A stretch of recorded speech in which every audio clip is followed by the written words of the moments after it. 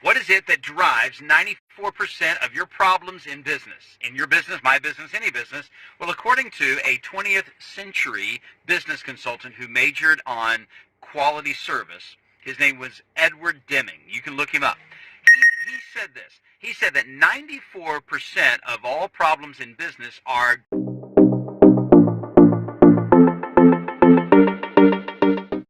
What is it that drives 94% of your problems in business? In your business, my business, any business? Well, according to a 20th century business consultant who majored on quality service, his name was Edward Deming. You can look him up. He said this. He said that 94% of all problems in business are driven by systems. They're systems driven, and he said the other 6% are actually people issues. They're people driven. And I thought that was interesting. So if I were to come into your business and I was going to consult for your business, and basically, you know this, I would make the most important thing about that meeting, I want to improve your systems and your processes so that you might have better customer experiences that are provided your guests. One of the first things that I would do I would look at your systems. How do you do business currently? Now, you'd have to answer the question, what is a system? Well, think about the car that I'm in right now. Under the hood, there's a system. It's the engine. Everything under there are the components for the engine. And each one of those things, there's a belt that drives this, and there's a compressor that's attached to it. There's an alternator that's attached to it, and all these different wheels that are going on there. And I don't know much about under the engine, but I do know there's a battery underneath there. There's a radiator underneath there. There's a fan belt, fan motor. There's fan blade. There's a transmission deep underneath it. There's an engine block. But everything there's the engine, that's the system.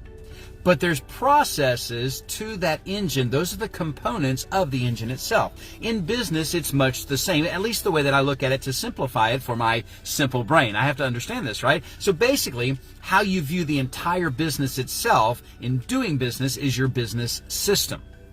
It's basically all the components that are housed underneath one roof of your business, organized for a central purpose. And that central purpose could be making a positive impact on all who come in contact with you, or whatever that purpose is. But you have everything underneath the hood of your business is called a system.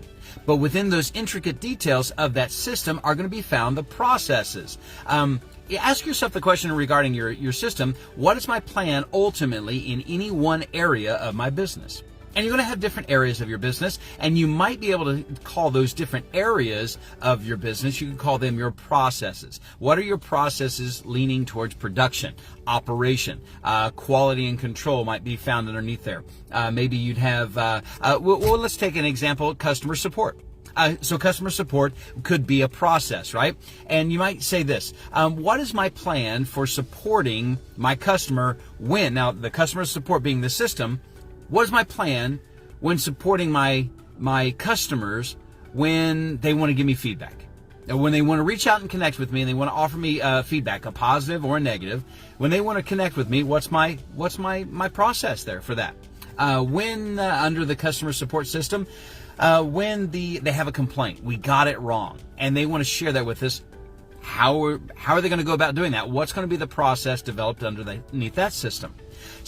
Underneath the customer support system, you might say, when they would like to have more information on my products, how am I going to give them that information? What's going to be the process there? Under the system of customer support, you might say this, when they wish to connect with me through social media or through email or through a phone, what's the process for answering the phone? If it's one person has a process that if it rings twice, it's for you. Answer the phone. It shouldn't ring more than one time. Is many businesses' philosophy. In practice, it may be a different story. But what's the process there? Maybe under the system of customer support, when they want to express interest in joining the team, what's going to be that process? How are we going to determine that? And so the system, in this case, is customer support. And the processes might be found not just under these questions, but under titles, right? Like guest recovery. How about this? Guest feedback, guest surveys, guest connection, frequently asked questions, How about employment opportunities might be one. How about just an about us? You see that on a website, right? And that's connecting through the customer support as you're anticipating these questions, okay? So each one of the processes that I just labeled under guest connection, guest recovery, and employment opportunities and the like, each one of those, what do you have to consider about those processes? Are they in place? Do you have a process for answering the phone?